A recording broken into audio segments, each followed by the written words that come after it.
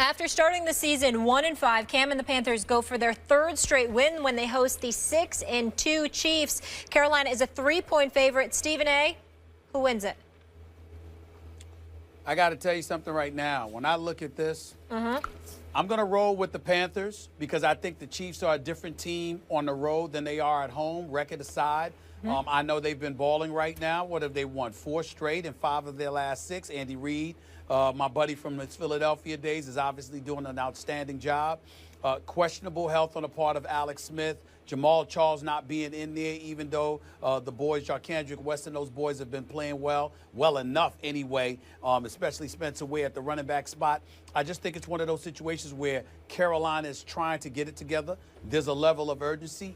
Every game really counts right now. They lose another game like this, their season could be over, particularly since they're in the same division as the Atlanta Falcons. I think recognizing that, there's going to be an elevated level of urgency in Charlotte, North Carolina. Carolina will answer the call, and I don't view Kansas City's offense as high-powered enough to really take advantage and exploit that secondary in Carolina the way that other teams could. I think this is the kind of game that's tailor-made for Carolina on their home turf, and I think they'll find a way to win it. Yeah, what this game comes down, I mean, instead of just repeating what Stephen A. Smith just said, about this we think along the same lines. What it comes down to is this.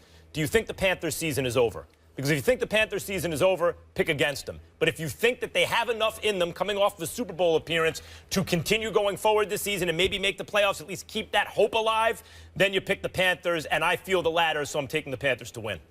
I'm taking the Panthers as well. And I look at Kansas City like, I think from a passing game standpoint, that's where they have a tough time, especially as Alex Smith is playing the quarterback position, exploiting a team downfield. Macklin was a little banged up last week. Don't know what his status is right now. But that one is the one that concerns me. And I always seem to feel like the Kansas City Chiefs kind of play to the level of the competition that they're playing against. So they're going to step down a level in Carolina right now. Believe it or not, Cam Newton has better stats right now through the first 8 starts this year than he did last year. And he got hot in the second half of the season. Defensively, their front seven is starting to play a little bit better in Carolina. I like Carolina in a tight game against Kansas City. What do you think is the bigger factor, the fact that they're playing at home or the level of desperation that Carolina has to have? I think it's the level of desperation. Yeah, I agree. There is both of those, but I think it's the level of desperation right now. And you see a glimmer of hope. I mean, let's face it. You look at the 2 top teams in the league right now. AFC is New England. NFC right now is the Dallas Cowboys. They're playing better than anybody else. But in the NFC, you have to look at yourself at 3-5 right now and go, if we get on a run here, we got every chance in the world to at least compete for a possibility to win this division. And oh, by the way, at least we'll be in the fight. If we can go, 10-6-ish, we're going to be in the fight for 3-6, it's over. Right. We're going to be in a fight for a wild card spot. So I think it's the desperation aspect. Stephen A., you think they have a shot to reach the playoffs? I think they have a shot still because I think the NFC is up for grabs. If the Eagles, I think you got to look at the Giants right now. The way that the Giants are playing, they can ruin everything because they already have 5 wins on the season. So, you got Dallas in the NFC East. You got, you don't know what's going to happen in the NFC North because of Green Bay, Minnesota, and Detroit. So you got to assume that one of the wild cards could potentially come from there. I think that's what Carolina is battling for. I don't know if it's going to come out of the NFC West this time around. So if you're Carolina, you've got your eyes on Green Bay, Minnesota, Detroit in the North, and likely, in all likelihood, the Giants in the NFC East. Could you get one of those slots? The likelihood is possible because somebody for the NFC North could fall off and somebody could stand above the crowd. That's what Carolina's going to have to fight. By the way, even in the East, the NFC East complicates it because in the beginning of the season, we looked at the NFC East and thought it's a bad division. But as usual, the NFL can surprise you. And it turns out the wild card easily come out of the NFC East. They have good records in that division. And even the Cowboys, it feels like the Cowboys are running away with it. All the Giants have to do is pick up 1 game between now and Week 13 when they play the Cowboys. And if they can win that game, which is at home, and the Giants have already beaten them at Dallas, they are in first place, not the Cowboys, because they'll also have the tiebreaker, obviously. So in terms of the Panthers winning or getting a playoff spot, I think they actually need to win the division. Fortunately for them, if they win this game, they can do it. Like, you can't lose and do it. But what we're saying right now is that a wild card is likely going to come out of the NFC East. So Right. it's going to be a battle between the North and the South as to where that second wild card is going to come from. That's what it comes down to for me, Schlereth. What about you? Yeah, I mean, you could look at the NFC East and saying, in all likelihood, you could get both wild cards out of the NFC East because the Washington Redskins, don't forget, 4-3-1 right now, and they got hot in the second half of last season. So, I mean, I'm with you. I think one of the wild cards, at least one, comes out of the NFC East, and I'm with you on the North-South. And the Falcons have collapsed in the second half. Wait, you guys, let's pull up the schedule quickly because they still have games against the Seahawks, Raiders, and Falcons. And I want to know specifically how many losses do you think they'll have, Mark, when you're looking at this schedule moving forward? Because it's not easy. No, it's certainly not. It's certainly not easy. There's no question about that. And it depends on how hot they get. You know, you always worry about them playing teams that can throw the ball because that secondary was fractured, and they counted on that front seven. Well, that front seven hasn't been the same. Short hasn't been the same from a production standpoint of rushing the quarterback. Ely hasn't been the same rushing the quarterback. So it's been different for Carolina this year as that stellar defense last year really dominated. This year they're struggling to dominate and find that domination and find that balance between the back end and the front end of that defense. Stephen A. Well, I'm on record. I think Carolina is going to win 6 of their next 8 games. I don't believe they're going to lose another home game. I think they're going to protect their home turf. They're going to lose one of those road games against the Raiders in Seattle. I'll wait and hold off judgment on whether or not they'll lose to the Redskins on the road because, Schlereth, here's the deal.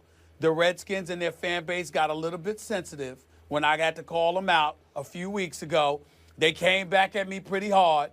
And they haven't won a damn game since. So this is what happened to them, Schlereth. You know, they came at your boy, and now bad luck is coming their way. I have a question for Schlereth real quick. I think they're going to overcome it this weekend. I think the Redskins will get something done this weekend. We'll see. But right now, bad luck is staining them a little bit. Real quick on the boy. Panthers. So how much of that, like from the media's point of view, right? Like a fan or someone in the media looks at the Panthers and said the story here is how much championship metal do they have, right? They just got to the Super Bowl. They won the NFC. This is now a test to me, sitting back and watching this, of do they have that championship medal? Is that all nonsense or is there something to that? No, I think there's definitely something to that. I mean, we always talk about learning how to win, learning how to get over the top in tight situations. I think the biggest thing with the Raiders, I think we all thought the Raiders were really talented last year.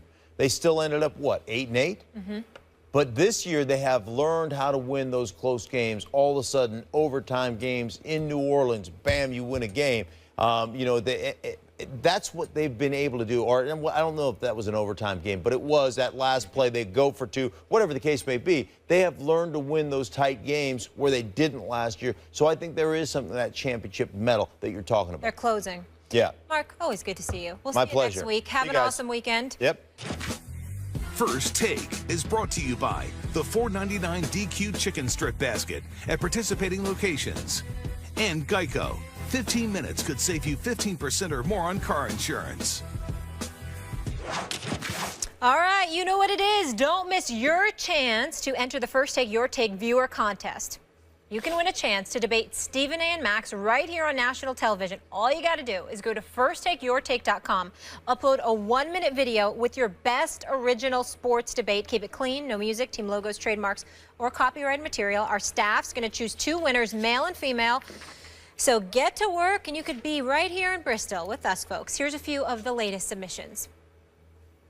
Now, to create this notion and this idea that KD ran off to Golden State to chase money, it's just wholly inaccurate. He just got tired of being a consummate playoff round exit, and he decided to bail off and steal a ring because he wants to cement his own personal legacy. I'm simply here to tell you how horrible the Knicks are. I mean, it's no secret. We all love Carmelo, legend, but in my opinion, he needs to go back to Syracuse and get some D1 conditioning in. Lamar Jackson, University of Louisville's quarterback. That man right there, he is the star. He is something Johnny Manziel wishes he was. He surpasses Browning and Watson alone on the passing yards and touchdown yards. And then if we throw in those rushing touchdowns, ooh, that's a whole different subject.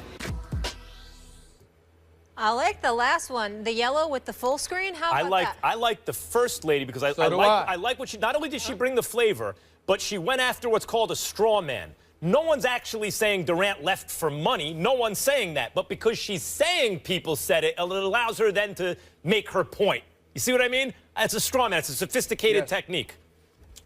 Well, I like the last one because she brought up Lamar Jackson, which is somebody we haven't talked about much since that game against Clemson. He's clearly going to win the Heisman. He's electrifying. He's sensational, but we're so inundated with NFL stuff and the election and everything else. You know, the college football landscape. You know, he's been the face of it, even though the teams themselves have obviously gotten recognition for being the top 4: Alabama, Michigan, Clemson, and Washington. But this brother is big time. So I like the fact that she brought him up. The ladies brought it. Very impressed. Now let's get to the games. Who's going to bring it, the Broncos or the Saints? So who do you trust more on Sunday, the Saints offense or the Broncos defense? Max Kellerman. Drew Brees at home is always the answer, and especially when the Broncos' vaunted defense is missing their starting corners. Stephen A., I like the Saints offense here.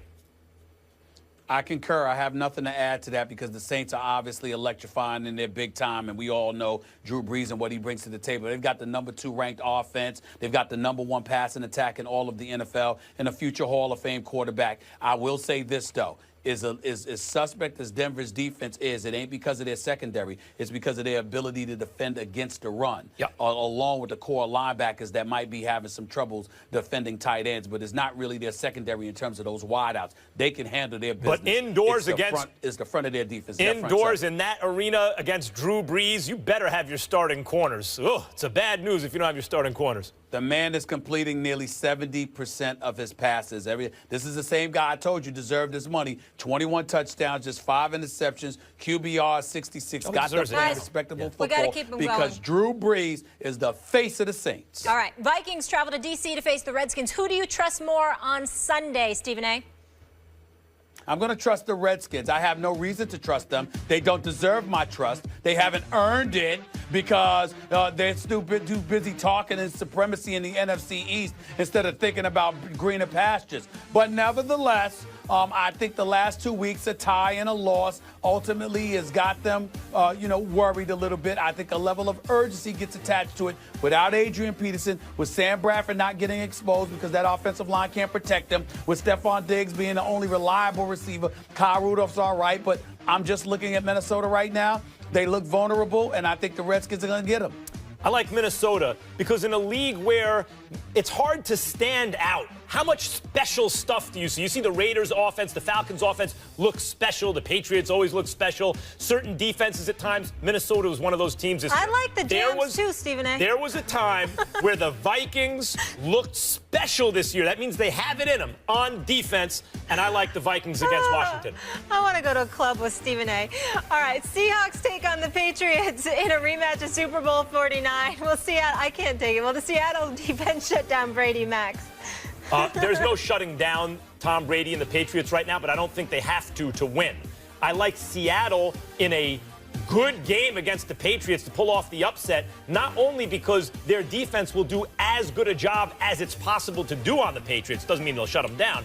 But I think the Seattle offense is starting to come around because Russell Wilson seems, to my eye, to be feeling a little better, posing more of a threat. So they won't shut them down, but they'll win.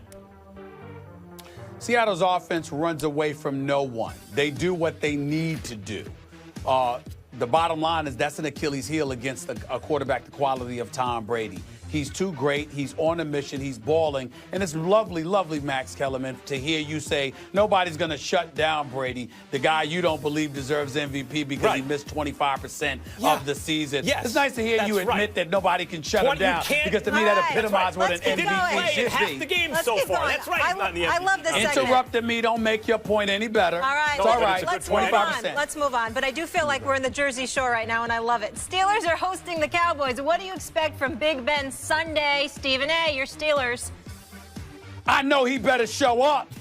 I know that Ben Roethlisberger better throw for better than 350 yards. He better find Antonio Brown early and often. Get Sammy Coates up in there. Darius Hayward-Bay.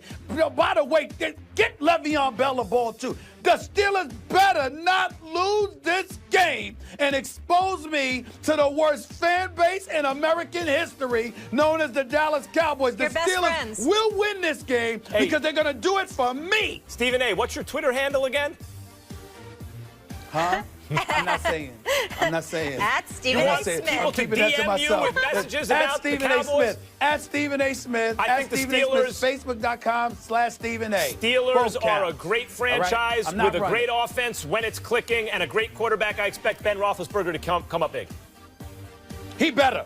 He better show up. And Antonio I Brown's can't gonna put take up it. numbers eventually. Come on. Listen, y'all.